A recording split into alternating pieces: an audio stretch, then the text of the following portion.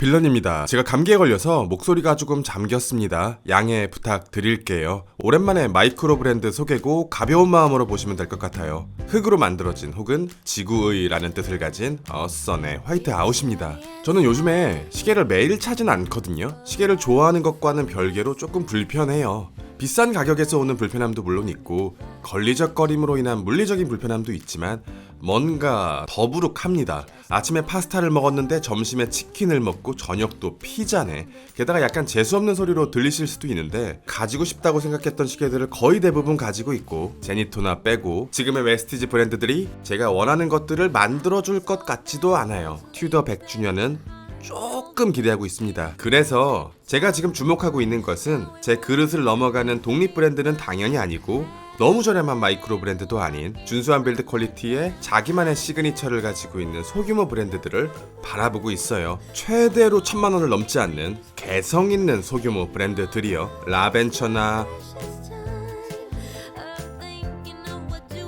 VPC, 조금 더 저렴한 밀리터리 복각 LG,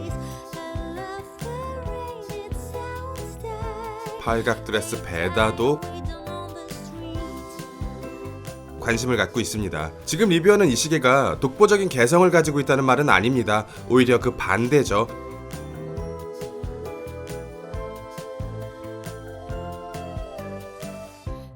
사이즈는 38mm입니다. 한국인들에게는 축복에 가까운 사이즈고요. 두께는 10mm인데 돔글래스가 1.2mm로 두꺼운 편이라 실 두께감은 더 얇습니다. 45mm 러그 트럭으로 되게 짧고 줄질하기 편한 20mm 러그, 정말 가벼운 59g, 가격은 899달러입니다. 한화로는 120만원 정도인데 가볍게 지르기에는 부담스럽지만 요즘 물가를 고려해보면 비싸다고 보기는 어려운 가격입니다. 미오타 9039를 사용했고요. 얇은 무브먼트라서 시계의 두께를 쉽게 잡았는데 이 무브먼트가 조정을 거친 에타나 셀리타 범용 무브먼트보다는 만지는 맛은 부족해요. 그런데 그런 무브먼트를 사용했다면 최소한 1500달러는 넘었을 겁니다.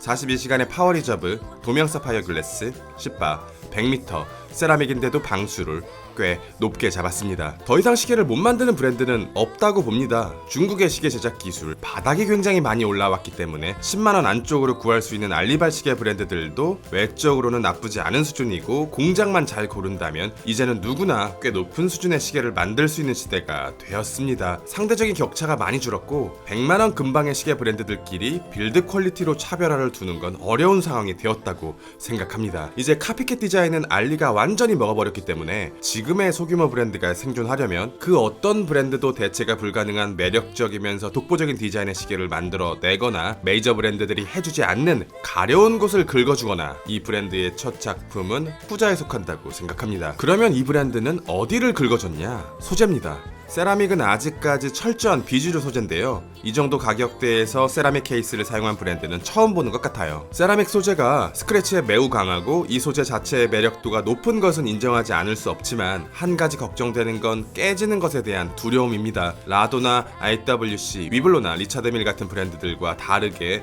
역사가 보증해주지 않거든요. 세라믹에 대한 구체적인 설명이 있었다면 더 좋았을 것 같아요. 세라믹 소재가 스틸에 비해서 케이스의 디테일을 잡기가 어려운 것으로 알고 있습니다. 라도도 세라믹 소재를 활용할 때는 날카로운 각을 살리거나 직선보다는 부드러운 곡선을 주로 활용하는 것 같은데 이 시계의 패킷은 스틸 수준으로 깨끗하게 잡아놨습니다.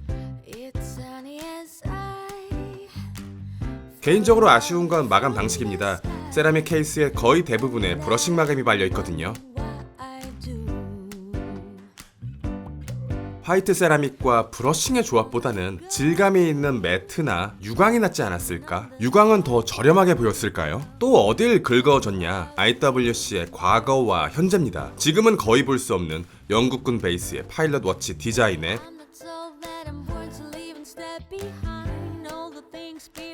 현재 사이즈를 조금 더 키워 캐주얼하게,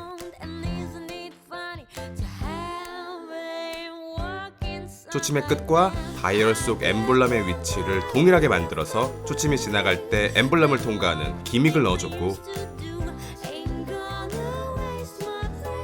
요즘에는 각 브랜드들이 이런 QC를 굉장히 높은 수준까지 잡아내기 때문에 예전 빈티지 시계에서 보는 것과 비슷하게 손으로 찍어 바른 듯한 느낌이 드는 두툼한 야광 인덱스는 호불호가 조금 갈릴 것 같습니다. 헨즈에 발린 야광도 요즘에는 보기 힘든 방식입니다. 최근에는 이런 질감의 야광은 거의 보지 못했거든요. 마지막으로 어디서 봤냐면 2021년에 롤렉스 서브마리너 진짜와 가짜 비교 영상을 제작한 적이 있거든요. 이게 가짜고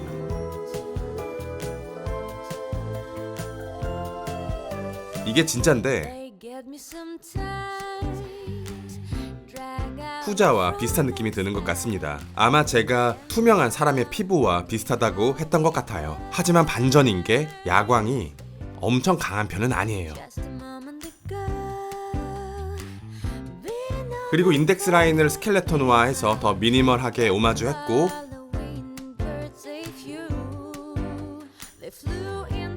그것을 사이즈 38mm, 10mm 두께라는 황금 스펙 안에 집어넣어줬습니다. 이 브랜드의 살짝 어설퍼 보이는 첫 작품의 컨택을 시도한 이유도 이거였어요. 제가 IWC의 탑건 화이트 세라믹을 되게 좋아하는데 그게 일단 너무 비싸고 독일군 헨즈에 심플한 디자인의 파일로 덧치치고 41mm로 꽤 큰 편이거든요. 러그트러그도 길고요. 그것을 다운사이징, 영국군 베이스, 세라믹, 제게는 근거가 충분했습니다. 이 시계는 줄질이 정말 어렵더라고요. 제가 가지고 있는 여러 소재, 여러 색상의 스트랩을 체결해봤지만 적당한 것을 찾을 수 없었어요. 잘못 알고 있었던 것 같아요. 흰색 기본 티셔츠도 많이 입고 레이어드도 자주 해서 화이트 색상이 어떤 색상도 다 수용 가능한 넓은 마음을 가지고 있다고 생각했는데 화이트 세라믹 시계에는 같은 화이트 색상의 스트랩 말고는 도저히 답이 안 나오더라고요. 그런데 기본적으로 제공되는 화이트 가죽 스트랩과 블루 나토 스트랩이 제가 좋아하는 디자인이 아니라서 이렇게 베이지 계열의 콜라랩 가죽 스트랩과